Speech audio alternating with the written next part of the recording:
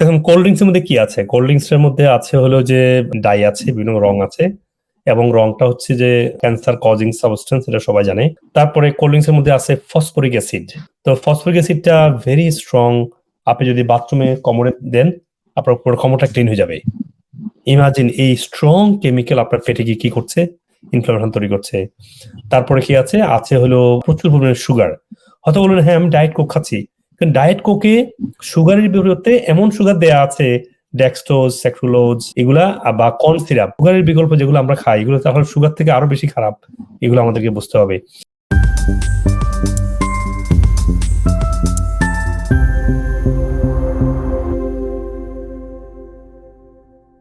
আমরা যারা আমাদের প্রজন্ম আছে আমরা তো হচ্ছে কোল্ড ড্রিঙ্কস খেতে খুব পছন্দ করি। তারপর হচ্ছে কফি, আমি চা। পছন্দ করি। এই জিনিসগুলো আসলে আমাদের মধ্যে অনেক বেশি জনপ্রিয়। আমরা যখন হয়তো বিশ্ববিদ্যালয়ে যাচ্ছি, কলেজে যাচ্ছি, ক্লাসে যাওয়ার আগে আমরা একটু চা খেয়ে যাচ্ছি, আবার ক্লাস থেকে ব্যাক করে এসে একটু চা খাচ্ছি, কফি খাচ্ছি, রাতে পড়ার আগে আমাদের কফি ছাড়া হচ্ছেই না, কোল্ড ড্রিঙ্কস ছাড়া হচ্ছেই না। বিভিন্ন ধরনের হচ্ছে যে ড্রিঙ্কস আমাদের একদম দৈনন্দিন জীবনে ওতপ্রোত ভাবে জড়িত। এই জিনিসগুলো আমাদের হেলথের উপর কেমন প্রভাব ফেলে? দেখুন কোল্ড ড্রিঙ্কস এর মধ্যে কি আছে? কোল্ড ড্রিঙ্কস এর মধ্যে আছে হলো যে ডিফারেন্ট কালার আছে, ডাই আছে, বিভিন্ন রং আছে এবং রংটা হচ্ছে যে ক্যান্সার কজিং সাবস্টেন্স, এটা সবাই জানে। তারপরে কোল্ড ড্রিঙ্কস এর মধ্যে আছে ফসফরিক অ্যাসিড। তো ফসফরিক অ্যাসিডটা ভেরি স্ট্রং। আপনি যদি বাথরুমে কোমরে দেন, আপনার পুরো কোমরটা ক্লিন হয়ে যাবে। ইমাজিন এই স্ট্রং কেমিক্যাল আপনার পেটে গিয়ে কি করছে? সমস্ত পেটের লেয়ার রয়েছে, ইনফ্লামেশন তৈরি করছে। তারপরে কি আছে? আছে হলো প্রচুর পরিমাণে সুগার। হয়তো বলবেন হ্যাঁ আমি ডায়েট কোক খাচ্ছি, কিন্তু ডায়েট কোকে সুগারের বিপরীতে এমন সুগার দেয়া আছে, ডেক্সট্রোজ, স্যাক্রুলোজ এগুলা বা কর্ন সিরাপ। সো স্যার আমি একটা জিনিস ভাবছি যে সুগারের বিকল্প যেগুলো আমরা খাই, এগুলো তাহলে সুগার থেকে আরো বেশি খারাপ। এগুলো আমাদেরকে বুঝতে হবে। তো ডায়েট কোকের মধ্যে কি আছে? অ্যাসপার্টেন অথবা ডেক্সট্রোজ, সেলুলোজ বা কর্ন সিরাপ, এগুলো সুগার থেকেও খারাপ। তার মানে সুগারি কোক খেলে তো সমস্যা হচ্ছে, সুগারটা বেশি সমস্যা, ফসফরিক অ্যাসিডের সমস্যা, আবার এদিকে তো কালার ডাই আছেই। পুরো জিনিসটা একটা ক্যান্সার কজিং কেমিক্যাল। ইমাজিন তাহলে দেখুন পৃথিবীর 4 জনের মধ্যে 1 জন কেন ক্যান্সারে মারা যাচ্ছে? আপনি আনসারটা বুঝতে পারছেন। আমাদের যে হার্ট ডিজিজ হয়, বয়স্ককালে হার্ট ডিজিজ হয়, ছোট বাচ্চাদের, ইয়াংদের, আপনাদের বয়সী ছেলেমেয়েরা বলছে কি তাদেরকে কি হাই ব্লাড প্রেশার। কেন হচ্ছে এটা? বিকজ অফ দ্য যখনই হার্ট ইনফ্লামেশন হবে, ভেনে ব্লাড ভেসেল ইনজুরি হবে, মিনারেলটা ইমব্যালেন্স হবে। মিনারেল ইমব্যালেন্স কেন হয়? কারণ হচ্ছে প্রচুর ক্যাফিন থাকে, আবার ফসফরিক অ্যাসিডের কারণে শরীর থেকে অনেক লবণ শরীর বেরিয়ে যায়। তো এই যে একসাথে এতগুলো ক্ষতি করে এই সফট ড্রিঙ্কসটা বা কোল্ড ড্রিঙ্কসটা, এবং দীর্ঘস্থায়ী বড় হওয়ার পরে ডায়াবেটিস, কারণ কেমিক্যাল জমা হয় শরীরে, ডায়াবেটিস হবে, সেলগুলো উইক হবে, হার্ট ডিজিজ হবে কারণ হার্ট ইনফ্লামেশন হবে, ক্যান্সার হবে কারণ এই কেমিক্যাল শরীরে এসে ক্যান্সার তৈরি করবে। দেখতে পাচ্ছেন একে একে কতগুলো সমস্যা তৈরি হয়। তো এই জন্য বলছি অনেক অনেক। অনেক টেম্পোরারি হয়তো কোল্ড ড্রিঙ্কস হলে ভালো লাগে। ভালো লাগার কারণটা কি? কারণ হচ্ছে এখানে ফসফরিক অ্যাসিড, ওই যে বলেছি না অ্যাসিড হজমে সাহায্য করে, এখানে আছে ফসফরিক অ্যাসিড আছে, আবার কার্বন ডাই অক্সাইড আছে। Carbonic acid, phosphoric acid, specially carbonic অ্যাসিডটা আমাদের কিছু টেম্পোরারি অ্যাসিড নিউট্রালাইজ করে। তো দ্যাটস নট দ্য সলিউশন। তো টেম্পোরারি সমাধান আর দীর্ঘস্থায়ী অনেক ক্ষতি করা, it's a big difference, right? একটু চিন্তা করতে হবে যে আপনি যদি কোল্ড ড্রিঙ্কস একটু লেবু খান, কোল্ড ড্রিঙ্কস এর জায়গায় আপনি একটু একটু আদা খান, আদা চুষে খান, দেখবেন কোল্ড ড্রিঙ্কস থেকে আপনি আরো বেশি মাছ বেটার ফিল করবেন খাবার পরে। কোল্ড ড্রিঙ্কস একটু ভালো লাগায় ওই যে CO2 কারণে। সাময়িক ভালো লাগে কিন্তু অনেক দীর্ঘস্থায়ী ক্ষতি করেছে। তো আপনাকে বুঝতে হবে লাভ আর লস, চিন্তা করে আপনাকে আগাতে হবে আর কি। ব্যালেন্স করে আগাতে হবে। দর্শক, তাহলে আমরা বুঝতেই পারছি আমাদের একটু ব্যালেন্স করে আগাতে হবে। যেই পরিমাণ কোল্ড ড্রিঙ্কস আমাদের দৈনন্দিন রুটিনে থাকে আমাদের একটু কম করতে হবে ধীরে ধীরে, যদি আমাদের সামনের দিনগুলোতে সুস্থ থাকতে চাই। আর যদি মনে করি বয়স হলে সুস্থ থাকা লাগবে না, বিছানায় পড়ে থাকবো, সেক্ষেত্রে আমরা কোল্ড ড্রিঙ্কস খেতেই পারি। একটু কমেন্ট সুন্দর পরামর্শ স্যার, অনেক ধন্যবাদ। আমার তো অনেকগুলো রোগ ছিল। আমার যেমন ডায়াবেটিক, তারপর প্রেশার, গ্যাস্ট্রিক ছিল, আরো বিভিন্ন সমস্যা হইতো আর কি।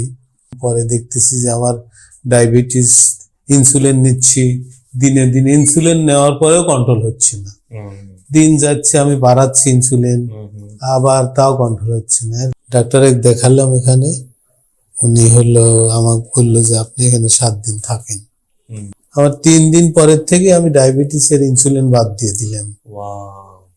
3 দিন পর থেকে মোটামুটি কন্ট্রোলে চলে আসলো, ইনসুলিন ছাড়াই। তারপরে হলো আরো 5 দিন 7 দিন পরে প্রেসারের ওষুধ বাদ দিলাম, তারপরে ডায়াবেটিসের ওষুধ বাদ দিলাম। আমি এখন আর ওইসব কোনো ওষুধ খাচ্ছি না। আমার এখন প্রেসার, ডায়াবেটিস, তারপরে গ্যাস ছিল, গ্যাস, এগুলো সবই ভালো আছে। যখন আমি ডক্টর হকের কাছ থেকে ওষুধ নিলাম, যখন অ্যাডভাইস নিলাম এবং তার একদম স্ট্রিক্ট যে আপনি এটা করবেন, এটা ফলো করলাম, আমি 3 মাসের মধ্যে আমি চেঞ্জ ফিল করলাম। না, I am getting my energy back. I can smile now. I can serve my patient now. So beautiful, Even alhamdulillah. at home, I'm smiling. My husband was also before saying that, okay, you are always toxic. Now he accepting, no, you're looking better now. আর যে energy লেভেলটা আমার মনে হতো যে আমার শরীরে কোনো শক্তিই নেই, মানে উঠে দাঁড়াতেও ইচ্ছা করতো না। প্রচুর রকম এনার্জি পাইলাম। আমার পায়ের ব্যথা, যেটা কোমরের ব্যথা, যেটা যে দাঁড়ায় থাকলে 5 মিনিট অবশ্যই যেতাম, আমি আজকে যখন আসছি 40 মিনিট বাসে, 40 কি 1 ঘন্টার মতো বাসে দাঁড়িয়ে আসছিলাম, আমার পায়ে আর অবশ হয় না। আমার যে এই যে হাতের যে জয়েন্ট গুলা, আমি সবসময় এমন করতাম, মানে এগুলো ব্যথা করতো, আমার এগুলো ব্যথা হয় না। না, আমার পা যেমন আগে আমি যে এখান থেকে যদি উঠি এভাবে ধরতাম, আর ডাক্তার বলতে সবসময় আপনি বেল্ট পরবেন। হ্যাঁ, হাঁটতে গেলেও বেল্ট পরতে বলছে, আর বেল্ট ওইভাবে রাখা আছে, আমার কোনো বেল্ট পরতে হয় না। আমার যে PLIT যেটা বলে কোমরের, যেটা অপারেশন করতে বলছিল স্যার, এখন PLIT অপারেশন করতে হবে না? আমার ব্যথাই নেই, অপারেশন করবো কেন? আলহামদুলিল্লাহ, আলহামদুলিল্লাহ। মানে আমার আগে যা যা সমস্যা ছিল মোটামুটি আমি বলবো 90% ভালো হয়ে গেছে। আমাদের ডায়েটটা ফলো করেছেন না, লাইফস্টাইলটা ফলো করেছেন? জি জি। 20 বছর আরো আগে থেকে আর কি 20 বছর তারপরে ধরছি যে গ্যাস্ট্রিকের পেনে বুকের ব্যথা কোনো অবস্থাতেই কমে না। 2012 সনে এমন আমার অবস্থা হয়েছে, আমি স্কয়ার হসপিটালে ভর্তি। তারপরে ওই আপা আমাকে বাসায় গেলাম, দেখলাম একটা যে লিঙ্ক পাঠাইছে, লিঙ্কে দেখলাম যে স্যারের নাম। তা আমি খুঁজলাম, আমি টিভিতে সার্চ দিলাম, একের পর এক দেখতে দেখতে আমি সেদিন থেকে একটা কোলেস্টেরল ওষুধ খেয়েছি। না না না, আমি বাদ দিয়েছি। স্যার আপনি বলছেন যে কোলেস্টেরল ওষুধ খেলে আমি ট্রিটমেন্ট করব না, আমার ইচ্ছা আছে আপনার এখানে ট্রিটমেন্ট করার। তারপরে ইউটিউবে পাচ্ছি একের পর এক একের পর এক, আমি এত ভালো হয়ে গেছি, এত ভালো হয়ে গেছি। সকালে লেবু, পুরা একটা বড় একটা লেবু চিপড়ে খাই। স্যার বলছেন যে অর্ধেক লেবু খেতে, যাদের আলসার গ্যাস্ট্রিক আছে, আমি পুরাটাই খাচ্ছি, তাও সমস্যা হচ্ছে না না না, আলসারের কোনো নামগন্ধও নাই? না, নামগন্ধও নাই। মাত্র 3 দিনে দেখি আলহামদুলিল্লাহ আমি উঠে নিজে নিজে দাঁড়াইতে পারতেছি, ওষুধ না খাইতে।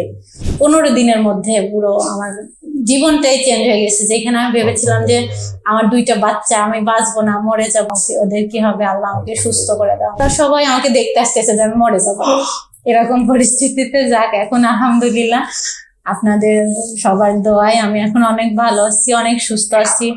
যে কথাটা আমি আজকে বিশেষ করে বলতে চাই, যে আমি ফার্স্ট সেমিনারে যেদিন এসেছি, অনেকেই দেখেছি আইবিএস নিয়ে অনেক মানুষের প্রশ্ন, কিন্তু আইবিএস থেকে যে খুব সহজ পদ্ধতিতে, খুব সিম্পলি ওয়েতে বের হওয়া যায়, এটা আমি পেয়েছি, যে কারণে আপনার ভিডিও থেকে পেয়েছি। আমি তো অনেক বলেছি, আপনি বলে দেখি। আমি প্রথম দিকের ভিডিওগুলোতে বলেছিলাম নিমের পাতা, হলুদ, কাঁচা হলুদ দিয়ে বেটে বিল আকারে খাওয়ার জন্য। তো এত সহজ একটা পদ্ধতি, আমি সেটা শুরু করলাম। তো এটা হলো আমি টানা 3 মাস খেলাম ওই বড়ি, এবং তারপর থেকে আমি এখন বলি আমার আইবিএস ছিল, এখন আমি এই কথাটা বলতে, এবং এইভাবে আমি এখন সুস্থ আছি। এটা অনেক উপকার, শুধুমাত্র আইবিএস না, আপনার ওয়েট লসের জন্য, আপনার পেটের যে ইনফেকশন কমার জন্য অনেক ধরনের উপকার হয়, অনেক ডায়াবেটিসের উপকার হয়। হ্যাঁ, তো সেই কারণে এখনো আমি এই 2 মাস পর পর হয়তো 1 সপ্তাহ একটু টানা খেলাম। এখন ডায়াবেটিস কি পর্যায়ে আছে? ডায়াবেটিস নাই আমার এখন, নাই। আমার টোটালি ঘুম হতো না, একদম ঘুমাতে পারতাম, আমি মোবাইলের কোনো স্ক্রিনে দেখতে পারতাম না, কোনো খাবার হজম হতো না।